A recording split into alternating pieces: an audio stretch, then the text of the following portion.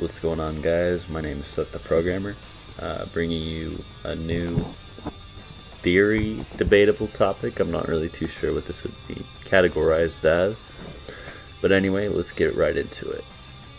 So, King Piccolo has a power level of 260. Yes, we're using power levels. I will body you if you think power levels don't matter, but power level of 260.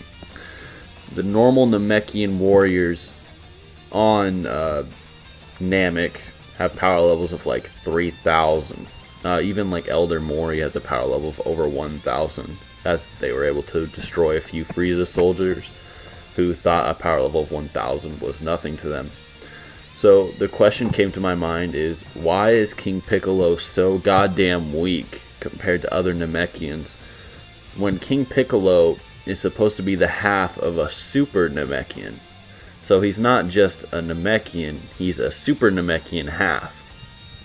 So obviously the first answer that would come to your mind is plot. Obviously plot. When Akira Toriyama was designing the series, I don't think he was really intending for them to go to Namek and meet other Namekians. And obviously the Namekians would have to be pretty strong if a few warriors were supposed to come in and save the day from a few Frieza henchmen or whatever.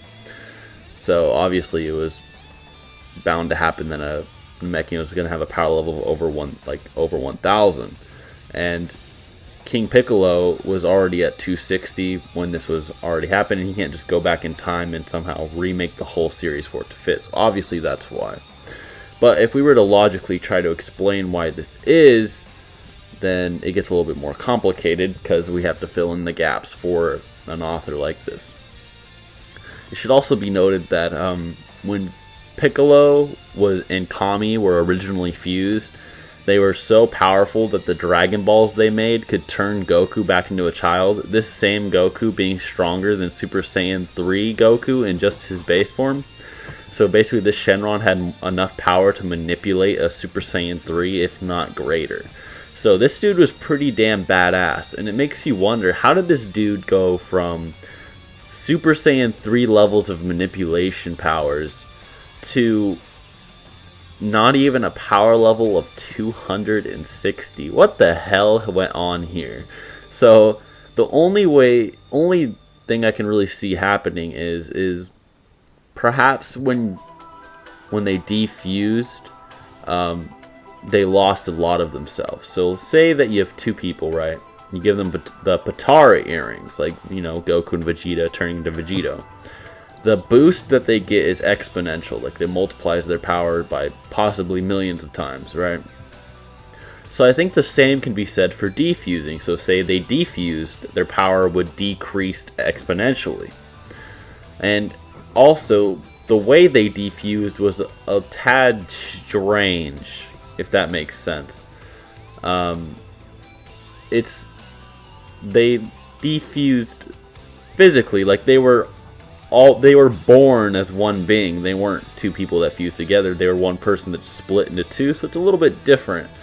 It should also be noted that the Kami fusion that we see in Dragon Ball Z isn't, I don't think, a complete fusion. Now, let me explain.